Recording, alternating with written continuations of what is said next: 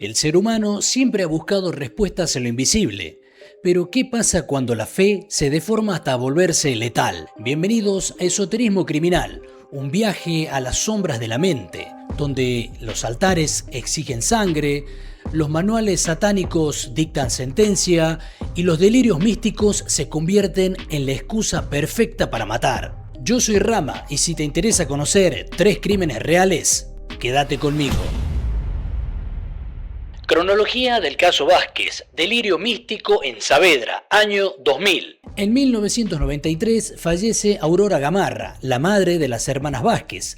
La familia queda compuesta por el padre, Juan Carlos Vázquez, de 50 años, dueño de una ferretería, y sus 2 hijas, Gabriela de 29 años y Silvina de 21. En 1997 la familia se muda a un departamento tipo PH, ubicado en la calle Manuela Pedraza 5873, en el límite de los barrios de Saavedra y Villa Urquiza. Desde joven Silvina arrastraba problemas psiquiátricos severos no tratados. Ella era esquizofrénica. Sintiéndose perseguidas por los espíritus, las hermanas acuden a la iglesia del barrio y luego se inscriben en el Centro Alquímico Transmutar, una organización esotérica dirigida por Sergio Echeverri. Allí compran cirios, fragancias purificadoras y elementos mágicos, alimentando su delirio de que la casa estaba maldita. El brote psicótico y el aislamiento, 24 al 26 de marzo del 2000. El viernes 24 de marzo del 2000, Silvina sufre un brote psicótico agudo. Convence a su hermana mayor y a su padre de que Satanás tomó el control de la casa. El padre, un hombre sobreprotector y desgastado por la situación familiar, se pliega desesperadamente al delirio místico para contener a su hija. La familia se recluye por completo durante todo el fin de semana. Rompen todos los espejos e imágenes religiosas de la casa, creyendo que funcionan como portales demoníacos. Comienzan un ayuno estricto e ingieren líquidos limpiadores para purgarse. Los vecinos de la calle Manuela Pedraza escuchan golpes constantes, rezos frenéticos y cánticos incomprensibles durante toda la noche del domingo. El rito de la purificación, madrugada del 27 de marzo del 2000. A las 4 a.m. el delirio llega a su punto de no retorno. Silvina afirma que el diablo se metió en el cuerpo de su padre y que la única forma de salvar su alma es sacando la entidad mediante cortes. Esta idea lleva a que estas 3 personas se desnudan por completo en el medio del living y Silvina toma un cuchillo de la cocina, un cuchillo tramontina, y comienza a apuñalar salvajemente a su padre, en el cuello, en el rostro y en el torso. El hombre, debilitado por el ayuno, no emite gritos de auxilio. Su hermana Gabriela, sumergida en el mismo trance de psicosis compartida, observa la escena paralizada e interviene de manera errática. El cuadro de esta escena es macabro. Silvina dibuja con el cuchillo figuras geométricas sobre la piel de su padre moribundo. La llegada de la policía, mañana del 27 de marzo del 2000. A las 8 a.m., tras varias denuncias al comando radioeléctrico por ruidos continuos, agentes de la comisaría 49 llegan al PH. Desde la vereda, escuchan una voz desfigurada que repite oraciones extrañas. Salán, sal, de Salma, salat. Los efectivos tiran la puerta abajo y se encuentran con una escena de pesadilla. Las paredes cubiertas de sangre, Juan Carlos desnudo, colgado de la baranda de la escalera agonizando, y Silvina empuñando el cuchillo ensangrentada, gritando que su padre iba a resucitar el tercer día, libre del demonio. Juan Carlos ingresa al hospital peruano con más de 100 heridas de arma blanca y fallece a los pocos minutos debido a un shock hipovolémico provocado por las puñaladas. Las hermanas son detenidas e internadas de inmediato en condición de máxima seguridad psiquiátrica. El peritaje forense y el aislamiento, abril del 2000. Las jóvenes son derivadas al neuropsiquiátrico Braulio Moyano. Los partes médicos detallan que siguen bajo un estado de alineación total.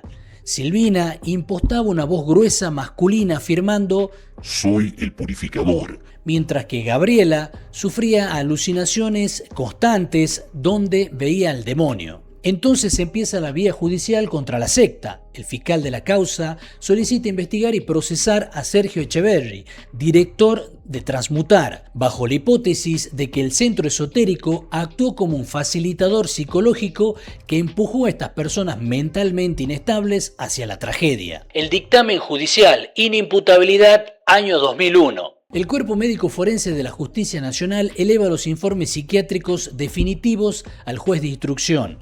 Los estudios concluyen de manera unánime que las hermanas padecían de una alteración morbosa de sus facultades mentales que les impidió comprender la criminalidad de sus actos. Por esto, la justicia dicta el sobreseimiento definitivo de Gabriela Vázquez al considerarla víctima del delirio inducido por su hermana. Por su parte, Silvina Vázquez es declarada formalmente inimputable. La causa penal es archivada, pero se ordena el internamiento obligatorio por razones de peligrosidad para sí y para terceros bajo la tutela de la justicia civil.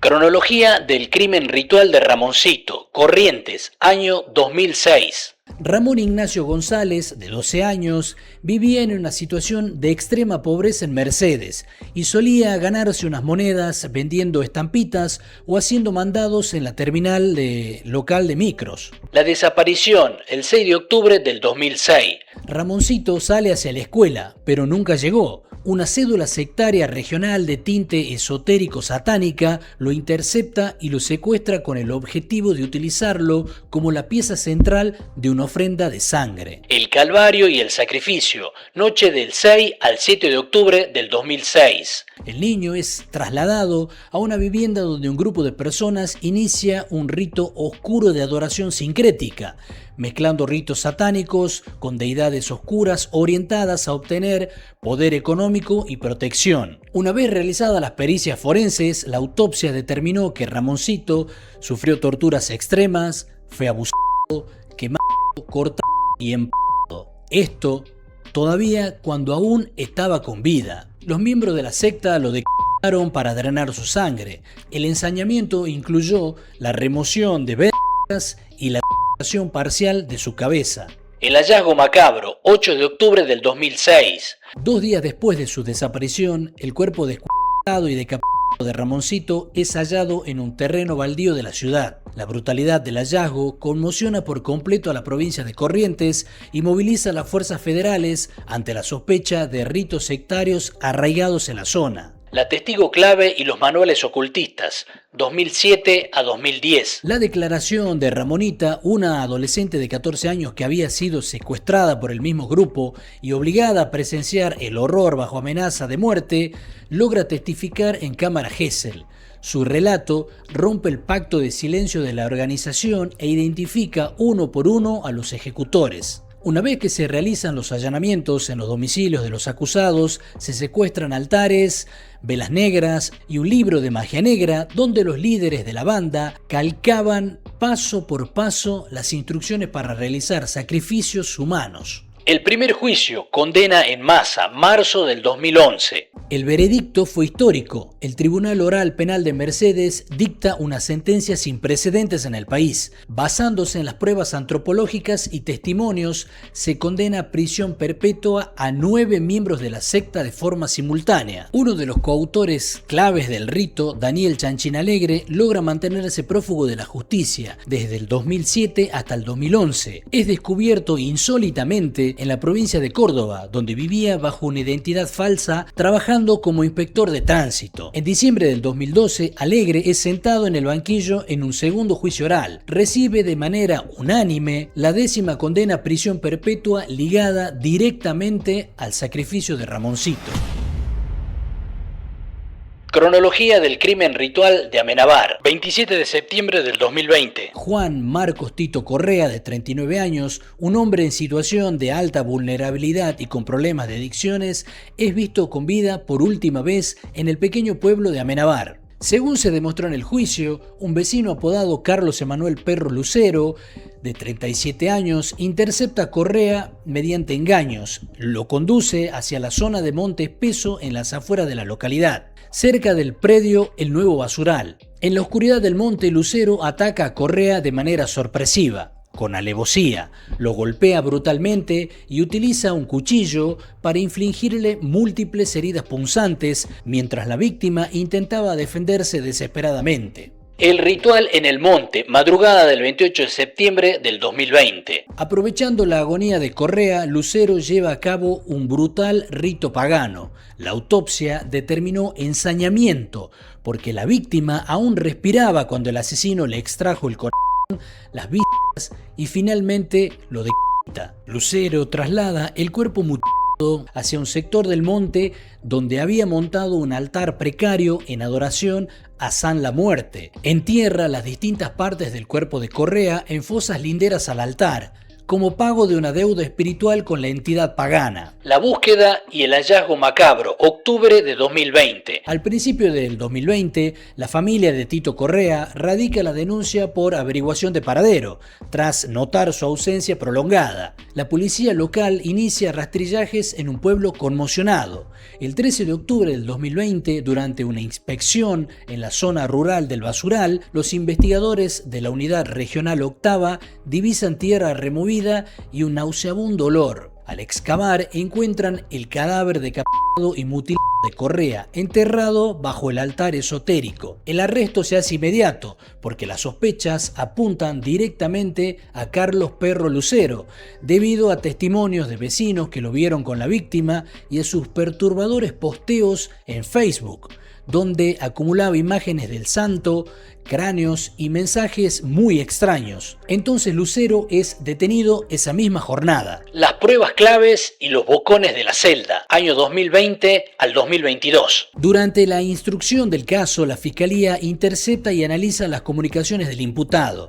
Se descubre que Lucero llamó desde la cárcel a un amigo y le confesó abiertamente: maté a un abusador cuya alma ofrendé para pagar una deuda con mi culto. El contexto de esta situación es que unos años atrás, Correa había sido investigado por un delito de integridad sexual, causa que prescribió. Sin embargo, Lucero usó esto como justificación mística para su sacrificio. Pero además de eso, también había testigos de celda, porque dos compañeros de pabellón declararon bajo juramento que Lucero les relató con lujo de detalles muy macabros cómo de su abrió el pecho y le sacó el corazón a la víctima frente al altar. Juicio oral, octubre del 2023. El 2 de octubre del 2023 inicia el juicio oral y público en los tribunales de Rufino. El tribunal está integrado por los jueces Mauricio Clavero, presidente, Mariana Vidal y Adrián Godoy. El testimonio clave fue la declaración de la hermana de Tito Correa. Ella expone la extrema vulnerabilidad de la víctima y destruye la estrategia de la defensa de Lucero, que intentaba alegar una supuesta inimputabilidad o brote psicótico a la hora del crimen. El 24 de octubre del 2023, el tribunal dicta sentencia por unanimidad. Carlos Emanuel Lucero es condenado a prisión perpetua por el delito de homicidio triplemente calificado por ensañamiento, alevosía y por el concurso premeditado de dos o más personas. Aunque actuó solo, las agravantes técnicas de la crueldad sostuvieron la pena máxima. En diciembre de 2024 se da la sentencia firme. La defensa de Lucero apela el fallo argumentando que no se daban los requisitos de alevosía y ensañamiento. La Cámara de Apelaciones en lo Penal de Venado Tuerto rechazan los agravios de la defensa y confirman de manera íntegra la prisión perpetua para Lucero. Desde un brote psicótico en Saavedra, pasando por las misas negras en Corrientes y terminando en el altar de Amenábar, comprobamos que el verdadero horror no está en las fuerzas de ultratumba, está en las mentes capaces de retorcer la fe para justificar la muerte, porque cuando las creencias se vuelven armas, la oscuridad siempre gana. Si te interesan estos temas, podés dejar un like o un comentario, y vos y yo nos vemos en un próximo video. Claro, si te animás a descubrir el siguiente misterio.